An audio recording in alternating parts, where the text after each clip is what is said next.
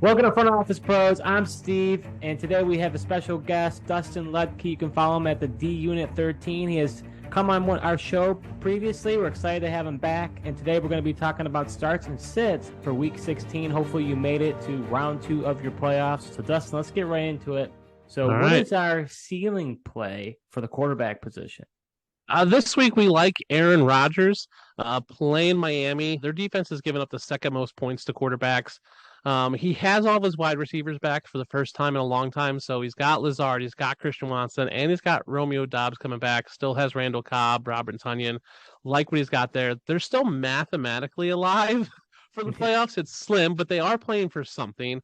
The game's not in Green Bay, which is super nice because I'm in Madison, Wisconsin, and it is frigidly, it says it's -5 right now outside. So Green Bay's even colder. So you don't have to worry about the cold. And Tua and Miami can put up points when they need to be. They've had a rough 3 weeks. They're in that playoff hunt. They need to win games. So this could become a shootout, in which case Rodgers is going to have to throw the ball more. He's involved Aaron Jones and A.J. Dillon in the passing game. So I think he has the potential to be vintage MVP Aaron Rodgers of a 3-touchdown, 400-yard game. Yeah, I really like what you have to say, and just to kind of reiterate some of the points, he's had an up and down season, so I think he fits that ceiling element.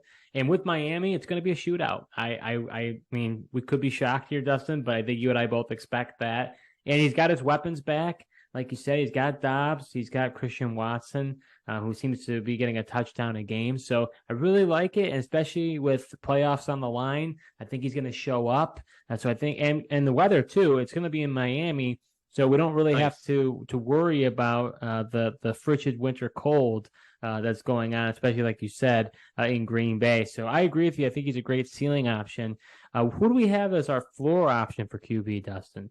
We'll continue with that kind of up and down play. We've got Tom Brady playing at Arizona, so it's in a dome. Again, don't have to worry about the weather because that weather's going to be a theme throughout most of these games this week. Arizona's giving up second most passing touchdowns on this week, and it's Tom Brady. Like, he's the greatest of all time. He's playing a must-win game to keep that division lead on Sunday night in prime time with the nation watching. It's Christmas night. Like, Tom Brady just has that way of when it's big games, like it's on special occasions, to just putting up monstrous numbers. He still has great wide receivers. Prescott with Mike Evans, Julio Jones. Like, he's got weapons there that he can turn it on at any time. Like Rodgers, he's got the potential just to be solid. And Brady has been solid the past few weeks of getting, consistent points. He's not, 2020 Tom Brady, 2019 Tom Brady. He's not going to put up. He's never been the guy who's going to put up 4 touchdowns outside of the Randy Moss years, but he's been a guy who can just win games, put up 300, 2 touchdowns, not turn the ball over. Yeah, I think to me, I actually have him in one of my leagues, and I've been really going back and forth whether I should play him or someone else. But when it comes down to it, like you said, under the lights in prime time, Bucks their backs up are against the wall, and they have to win out in order to be able to be the division champions and head into the playoffs. You have to think Brady's going to show up, and Arizona's been one of the worst pass defenses, in the entire league. He's got all of his options for his weapons of who he's going to throw it to. I think the only thing I worry about with Brady, especially going up against McSorley, is they may blow them out so badly that, I don't know if they'll sit him because that offense really, I mean, you saw some flashes last week, but that offense has been kind of anemic. So they may actually want to just pour it on them just to be able to be successful and really get into a rhythm heading into the playoffs. But I could see, them possibly, fourth quarter, maybe just hand the ball off, or even possibly sitting if it's a, just a thrashing. That's my only concern with them. It's funny you mentioned sitting him because I tweeted out the other day I had a trivia contest. There's only 2 teams in the league where the backup quarterback hasn't played a single snap. One of them is Tampa Bay. Tom Brady has played every snap for that team this year. The other one, coincidentally for you, is Seattle. Geno Smith has played every game. So, right, everybody was like, oh, the Chiefs. Mahomes actually missed 3 snaps at the end of the game. They had Chad Henne come in and take some kneel downs. But Tampa Bay and Seattle, the only teams where the backup quarterback has not played a single snap all season. I don't see Tom Brady coming out of the game, even for victory formations, because I think he likes that. I think he wants to be out there. I agree they could get up early because McSorley could throw some bad picks or a pick 6, and they might just hand it off. But I think Brady's still going to sling it think Brady has that chip where he still wants to show he has it. So I think he's a solid. That's why he's a floor play for us, right? And not that ceiling play because he's never going to go out there and throw 5 touchdowns, but he's just going to put up 2 touchdowns every game.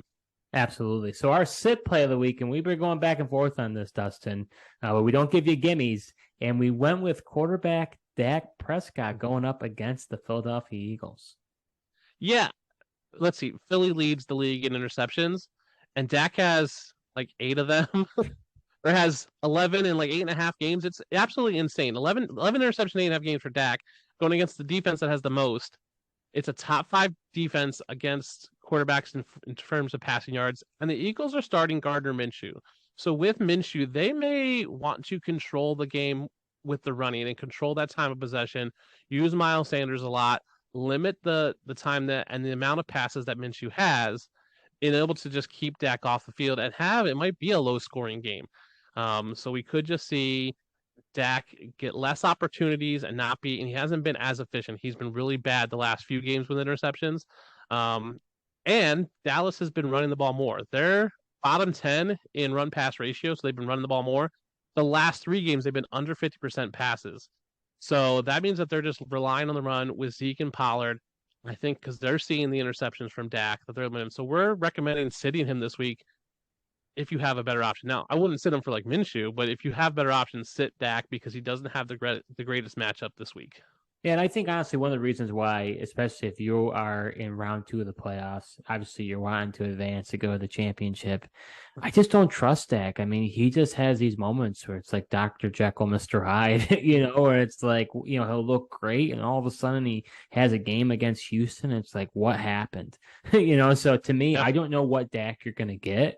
And Philadelphia is a tough defense. So it's one of those things where it's like, I would rather rely on another quarterback. So we say sit him. So I'm going to put you to the test here, Dustin. All right. Would you start Aaron? We talked about our ceiling play of the week, Aaron Rodgers, our floor play of the week, Tom Brady, or would you play Jared Goff at Carolina instead of Dak?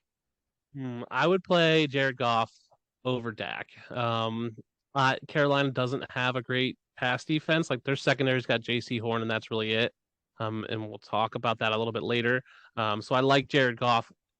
Surprisingly, he's been slinging the ball this season.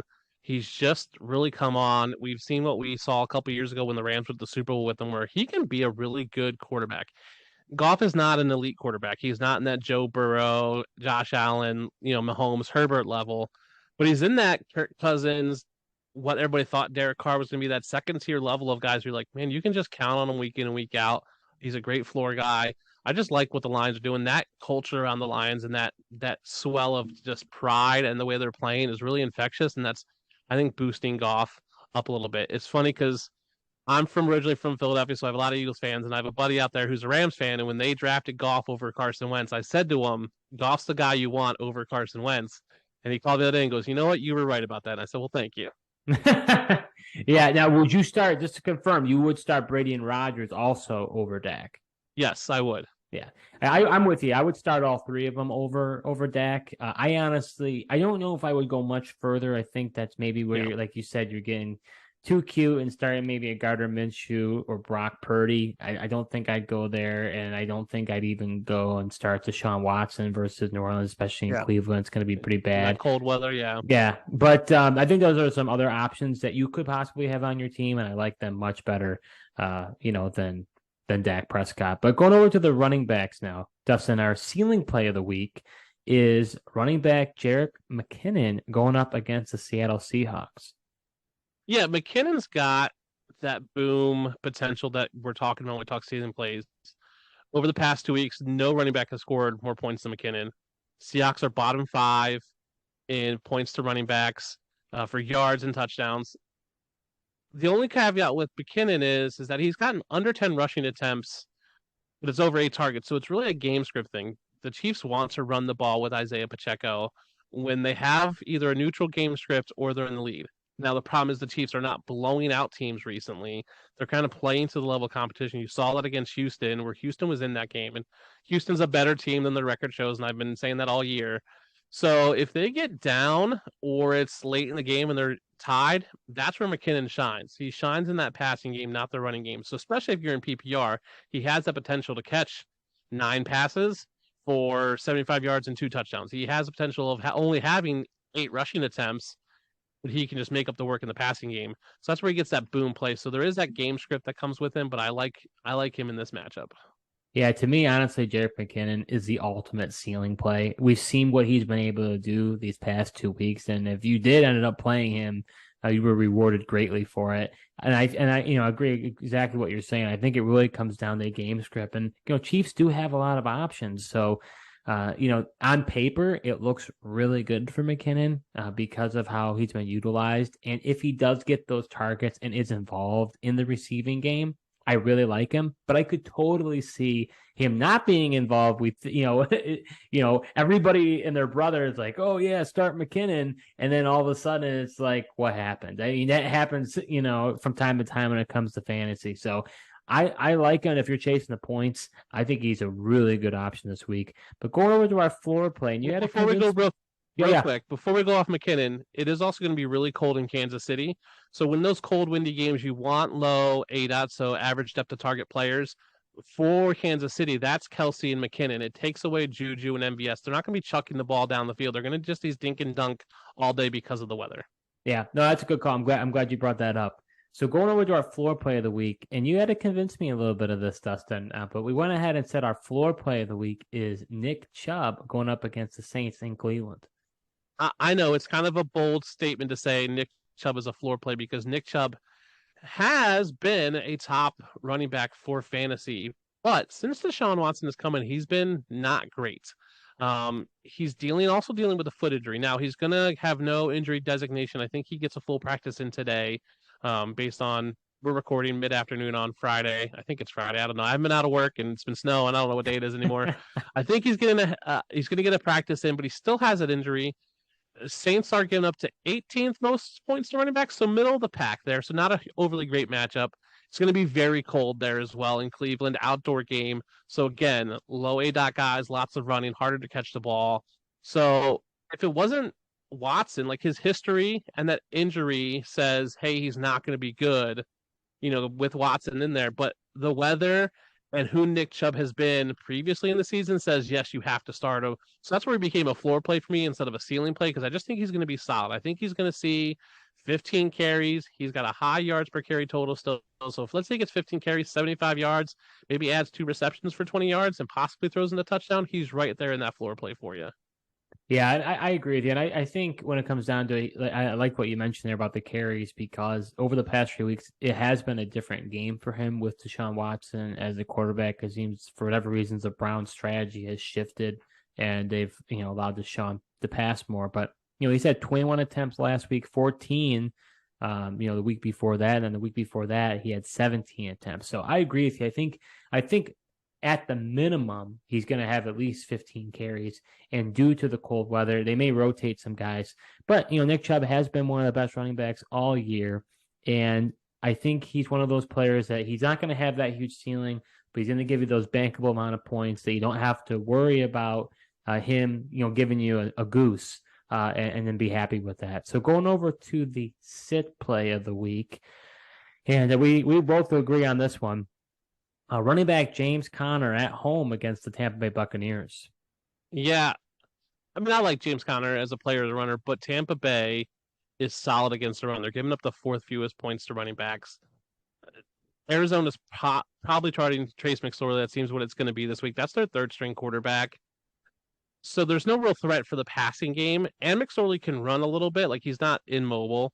So Tampa Bay's just going to stack the box. There's no reason for them to worry about, a Rondale Moore or whoever that might be, that Greg Dortch. They're not going to be chucking the ball down the field with McSorley.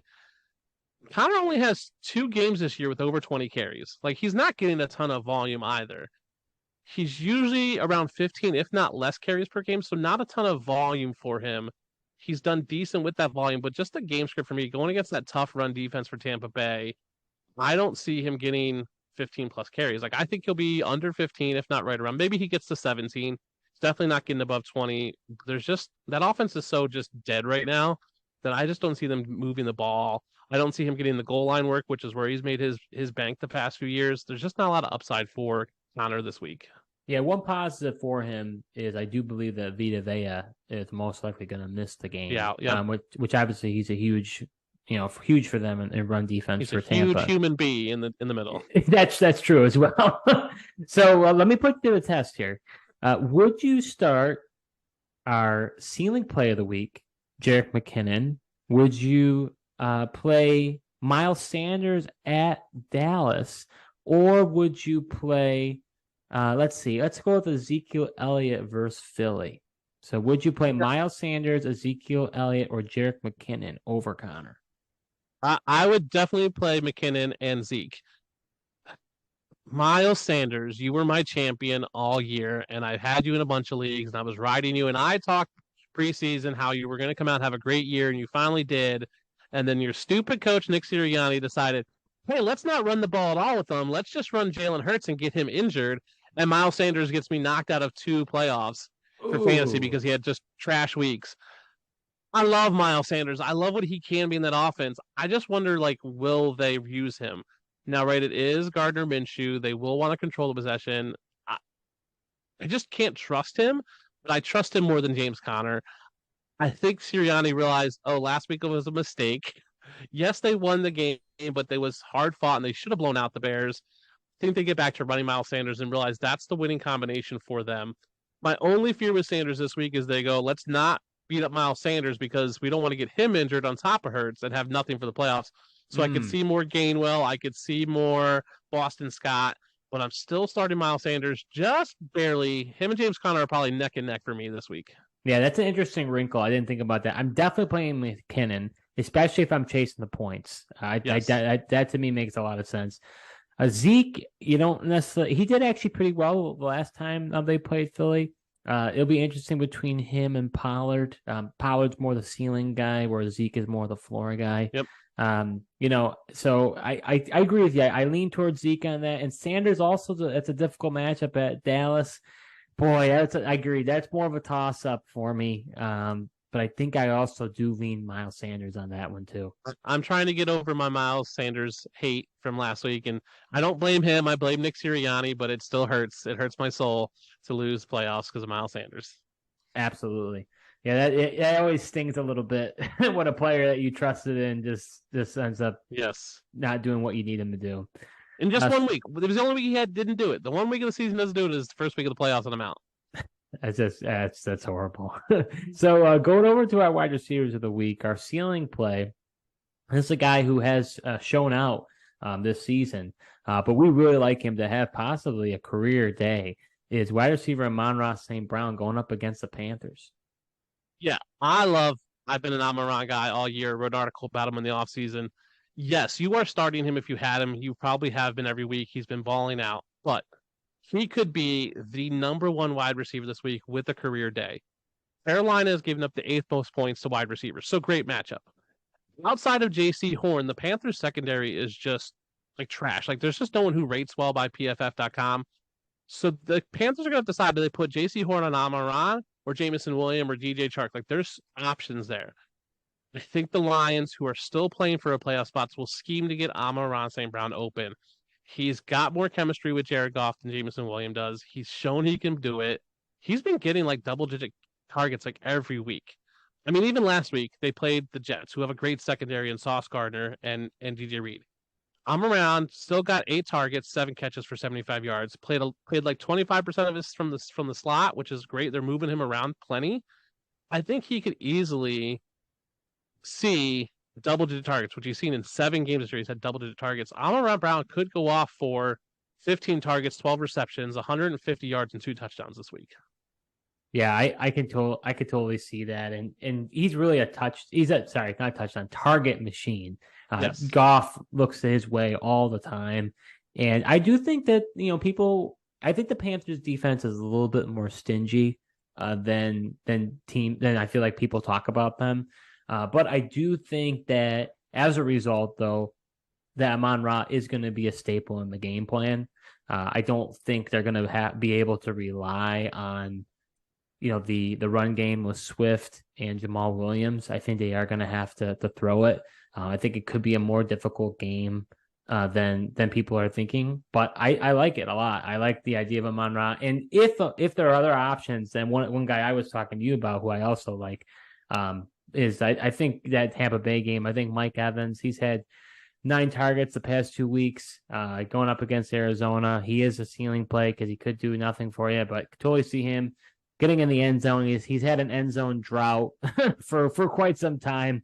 Hasn't scored in the a touchdown since Kansas City back on October 2nd. So could see definitely him getting a touchdown. So going over to our floor play of the week, Dustin, we've got wide receiver Jerry Jeudy going up against the Rams. Yeah, this was more. You might have to sell me on this one. I like Jerry Jeudy. Past 2 weeks, 7 targets and 7 yards at least. It's in LA, so no weather, which is always nice. Cortland Sutton's limited. Probably gonna play some snaps, so you might be on a snap count.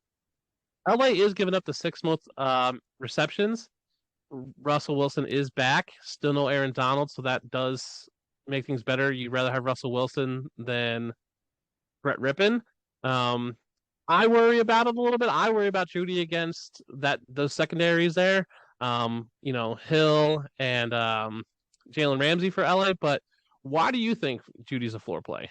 Yeah, I mean, to me, Ramsey's the guy that people think about. It's like, oh boy, like I can't throw against Ramsey. But I think for me, it's one of the things that I think he's going to be pretty involved in the offense. He has been over these past 2 weeks. There is definitely a rapport that's being created. I mean, that last time we saw Jeudy play, he had 3 touchdowns with Russ.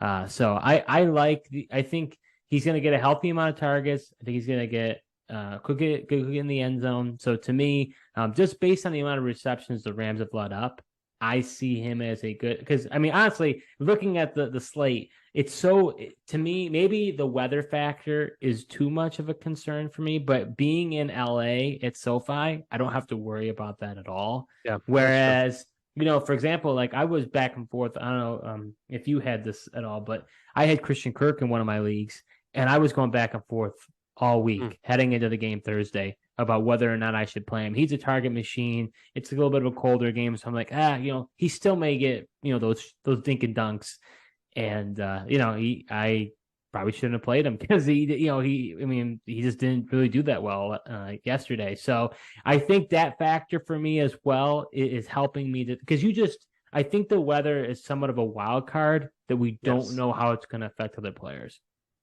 Yeah, and I will say for Jeudy, like he has 2 games where he's below 5 points, which were weeks 1 and 2, or 2 and 3 games he's actually played. Even week 13 against Baltimore, where he only played 38% of the snaps. I think he was coming back from the injury. Yeah, still had 4 receptions for 65 yards, 10-ish points in most leagues. That's pretty good for a floor. He hasn't hurt your team a ton this year. Even weeks where he has 8 points, week 5 he had 8.3, week 6 he had 8.4, give or take your settings. But most weeks he's double-digit points. So when we're talking floor plays, that's what we want, that consistent of hey, he's going to get you 10 to 12 points. He's there every week. I like it. It's hard for me to trust anything that comes from Russell Wilson, but Jeudy has proven it. Yeah, which is so crazy because we probably have to do a review of the season because everybody out there was like, draft Sutton, draft Jeudy, draft Russell Wilson. And it's like, wow, if you did, you might be looking at last place in your league right now. If I had them as a stack, I had a Jeudy Wilson stack in the league, and it just went nowhere.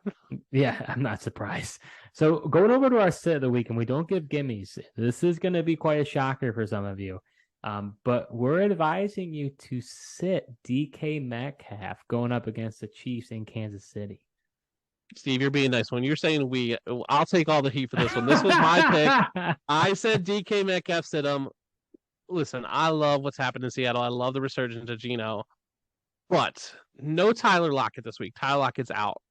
After DK, there's no one left for that receiving core. It's Marquise Goodwin, and then it's the tight ends of Fant and Disley.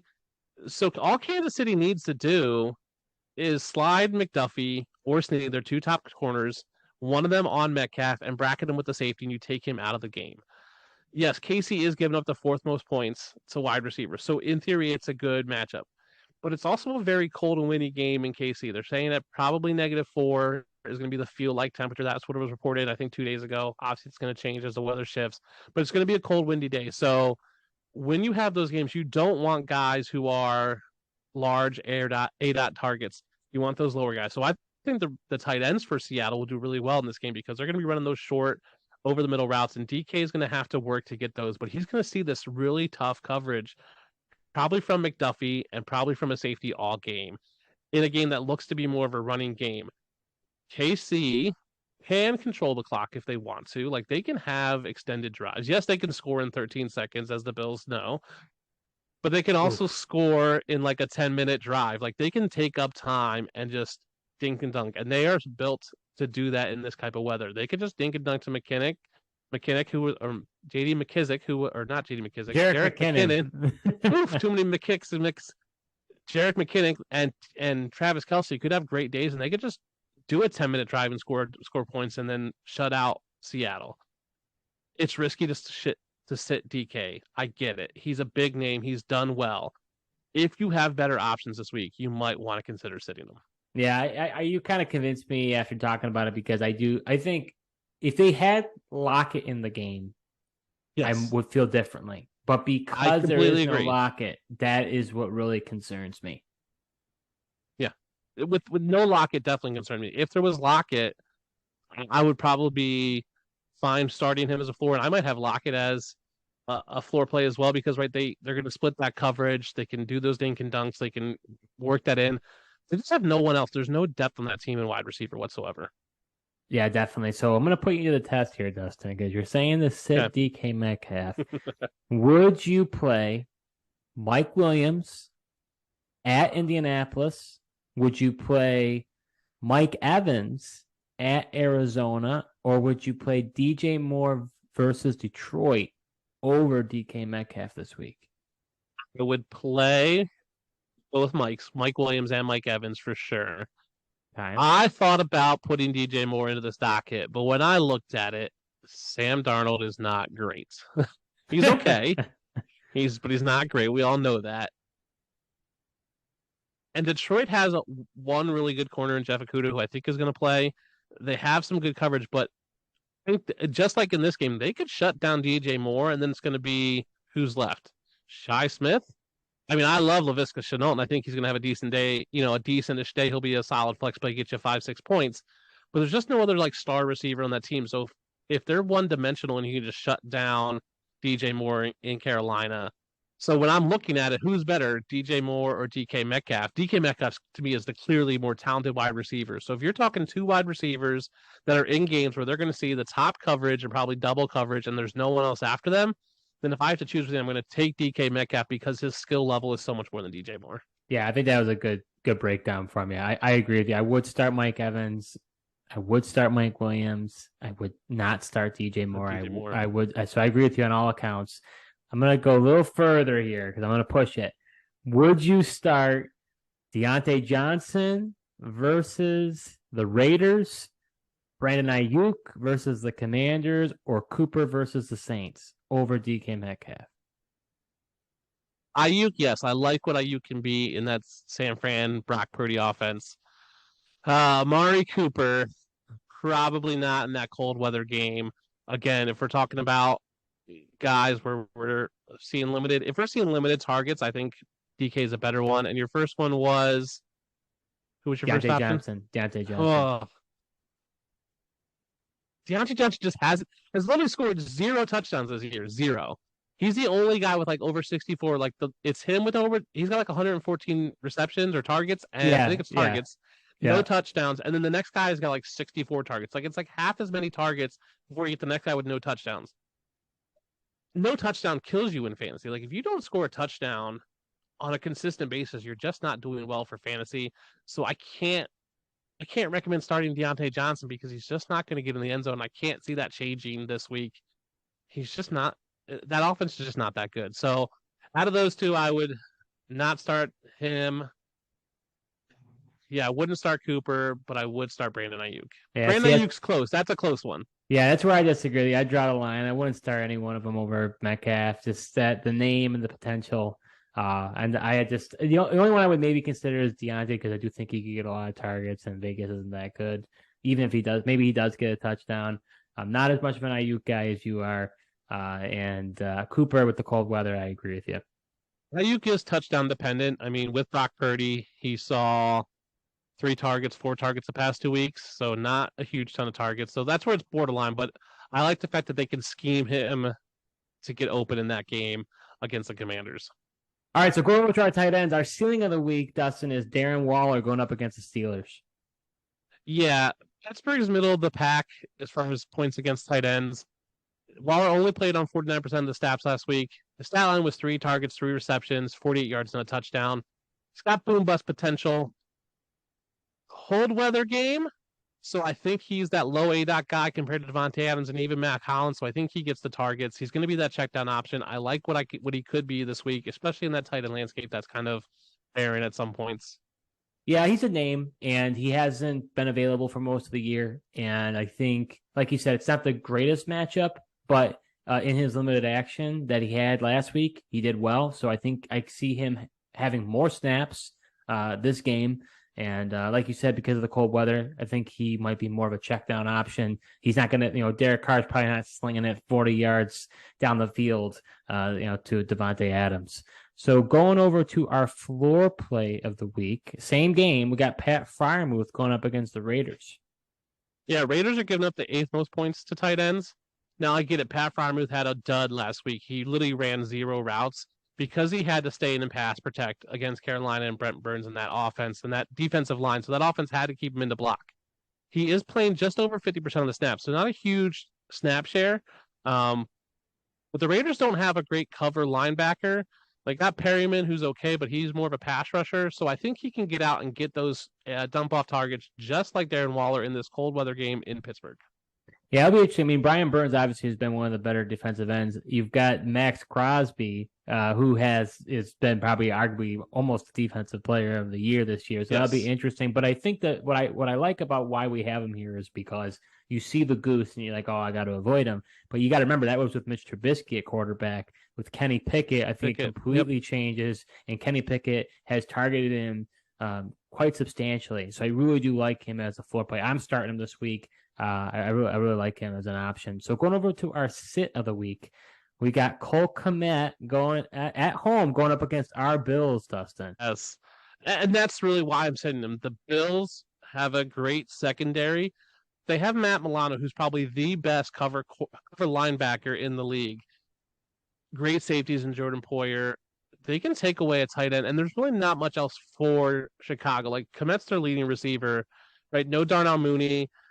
They're not worried about Economia St. Brown. It's going to be a cold game. So we're not talking about, these large A-dot guys, which Kmet has been. He's been a deeper threat tight end compared to most tight ends. So it's a cold, windy game in Chicago. I think the Bills come in, shut them down, and the Bills might want to just control the clock, control the time possession, run the ball with Devin Singletary. I don't see a ton of opportunities for Kmet, who's honestly has been miss more than hit this season. He's had a couple of decent games. He's just been highly involved even in the past few weeks. So I'm sitting him this week.